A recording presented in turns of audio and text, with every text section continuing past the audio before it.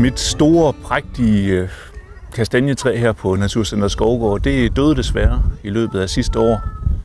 Og det er selvfølgelig ærgerligt. Jeg har fået lavet sådan en stor, flot skulptur af et par bjørne her.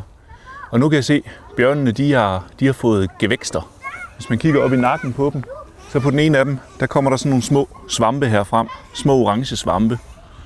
Det er ikke dem, der har slået træet ihjel oprindeligt. Det her det er nogle nedbrydere, som er i gang med at spise træstammen, selvom den er blevet behandlet med trætjære. Men den her lille svamp, det er en af de få gode vinterspisesvampe, man kan finde. Det er den, der hedder fløjelsfod. Og det navn, det har den fået. Nu ved jeg ikke, om vi kan vise det her. Fordi den på den nederste del af stilken her har nogle små fløjelsagtige hår. Det gør den helt mørk herinde. Ganske blød. Og det er altså en svamp, der kan tåle at fryse helt solid, fryse fast, tørre op, og så stadigvæk komme sporer ud heroppe fra lamellerne. Hvis man går ud og jæger svampe om vinteren, så er den altså nogenlunde sikker. Men for lige at være helt sikker, så skal man tjekke, at den smider hvide sporer, og den ikke har en ring omkring stilken. Fordi hvis det nu er en mild vinter, ligesom i år, så kan der komme den meget giftige svamp, der hedder hjelmhat frem, som ligner den en del, men altså har ring omkring og brunlige sporer. Og man kan også være uheldig at få den, der hedder svovlhat, som man ikke spiser ret meget af, for den smager, som navnet siger, af svovl, hvis det er den forkerte, man får fat i. Frygtelig svamp.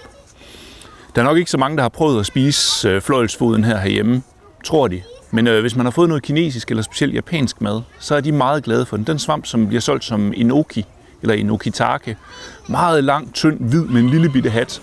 Det er faktisk fløjelsfod, som er blevet drevet frem i mørke. Man dyrker dem i krukker, helt mørke, og en masse CO2, der hvor man dyrker dem, og så bliver de altså det, der hedder etioleret. De bliver lange og tynde og hvide og prøver på at komme op i lyset.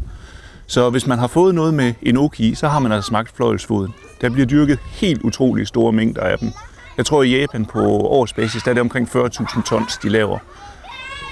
Og så er det jo en af de få svampe, der har været i rummet. Den her, i 1993, der kom den op med rumfærgen Columbia og blev dyrket ude i rummet, fordi man skulle se, hvad der skete, når der ikke var nogen tyngdekraft, der påvirkede den.